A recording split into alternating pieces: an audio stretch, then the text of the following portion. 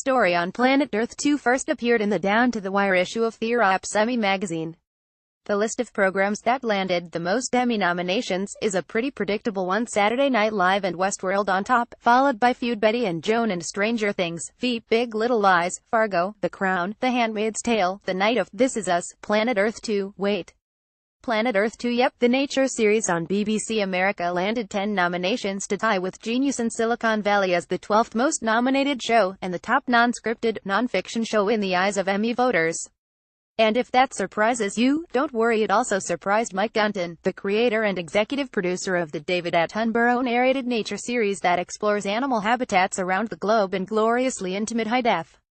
Also read The Handmaid's Tale star Elizabeth Moss talks shows politics, teases season 2 we're 6,000 miles away and quite detached from the impact we've had in America, Gunton said, and the way the Academy members have taken to it is gratifying and surprising.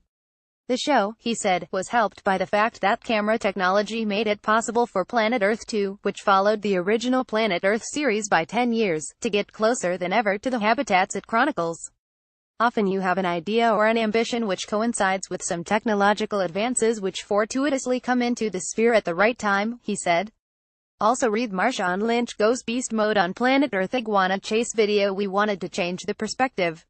The first series had an epic, inspiring, godlike view of the world, but we wanted to change that and see the world through the eyes of the animals. That's not easy to portray, but technological advances helped us because of the miniaturization of cameras, the ability to get them off the tripod and down with the animals.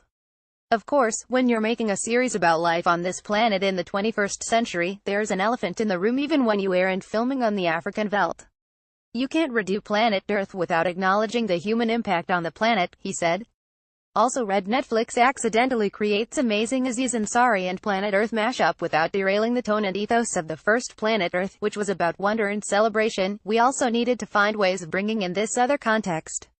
So each episode we have at least one story about a twist that humans have caused. For example, in the first episode it was about invasive species.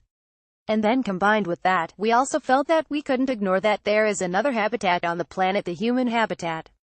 That's why we did a show on the city. It was a new perspective, but it really lent itself to the approach we adopted.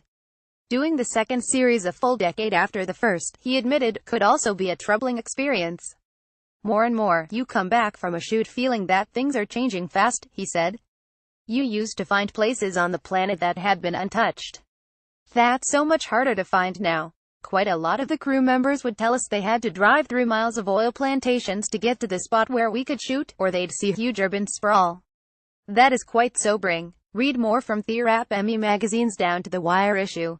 Elizabeth Moss, The Handmaid's Tale photographed by Matt Sales for TheWrap at the Beverly Hilton. Elizabeth Moss, The Handmaid's Tale photographed by Matt Sales for TheWrap at the Beverly Hilton. Elizabeth Moss, The Handmaid's Tale photographed by Matt Sales for TheWrap at the Beverly Hilton. Elizabeth Moss, The Handmaid's Tale photographed by Matt Sales for TheWrap at the Beverly Hilton. Elizabeth Moss, The Handmaid's Tale photographed by Matt Sales for TheWrap at the Beverly Hilton. Elizabeth Moss, The Handmaid's Tale photographed by Matt Sales for TheWrap at the Beverly Hilton.